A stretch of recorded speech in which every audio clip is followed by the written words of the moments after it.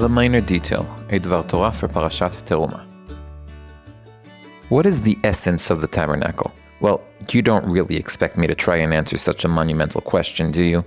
My style is more likely to find some small insignificant detail and dramatically turn it into the crux of the discussion. What I meant to ask was, if we had to define one object that represents the most important aspect of the tabernacle, what object would we focus on? We can explore this question in several ways. For example, if we examine the reading in Acharei Mot, we see that the pinnacle of the tabernacle service arrives in the holiest day through the holiest man in the holiest place, with all the service culminating in that climactic moment of entering the Holy of Holies. This is how Aharon is to enter the sanctuary. The other offerings, garments, immersions, and services all converge toward that supreme moment of placing the incense in the Holy of Holies. Although this is true intuitively, it still requires clarification. If the Torah was written like a Hollywood script, we would find the climax at the end. Therefore, in a passage of 25 verses 26 and onwards, discuss sending off the scapegoat, we would expect the climate towards the end, somewhere around verses 24 or 25. The advantage of the Hollywood approach is that it keeps the reader hooked until the very last moment. The disadvantage is that it leaves no room for processing.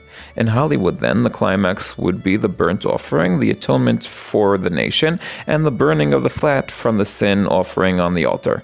In other words, the central object would be the external altar.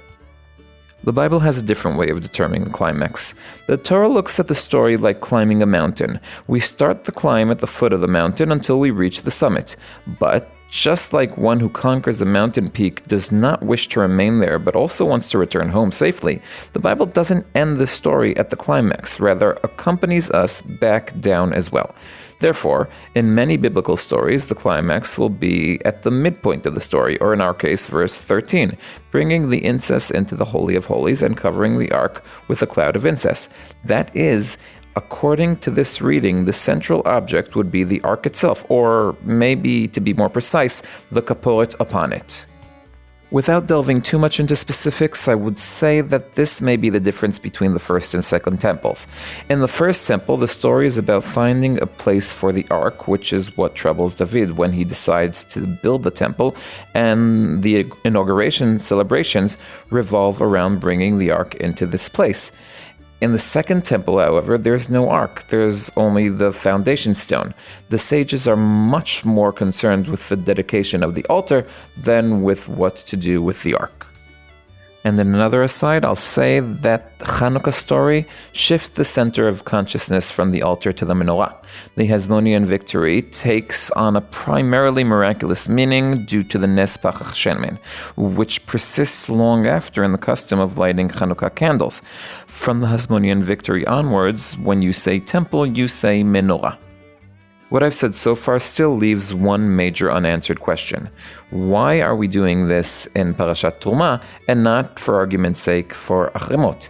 Apart from the fact that writing about Terumah is more challenging, there is also a substantive reason. Ibn Ezra in our parasha suggests an entirely different line of thinking. According to Ibn Ezra, the most important component, or more accurately components, of the Mishkan are the wooden planks. Before any of cries of disbelief, let's understand how Ibn Ezra comes to his interesting conclusion.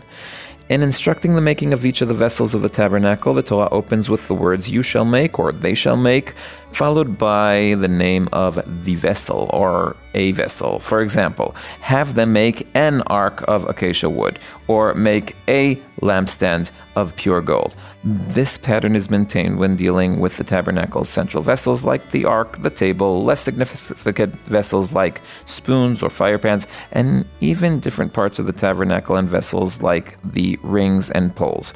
After all, it says to make an ark or table or ring, the Torah will command to do something with that object using the definitive article. For example, make 2 kerubim, and the kerubim shall have, and so on. There are only two exceptions to this pattern.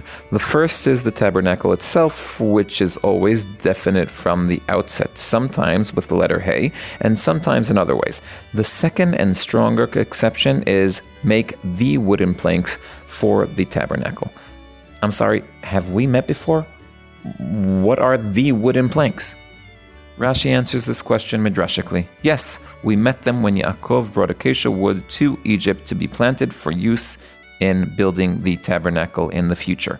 But Ibn Ezra's response, for which we have all gathered, is that the planks are the tabernacle itself.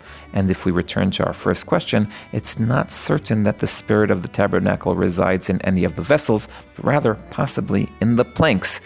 Have we said excessive dramatization of a minor point? There can be interesting philosophical implications to these differing conceptions.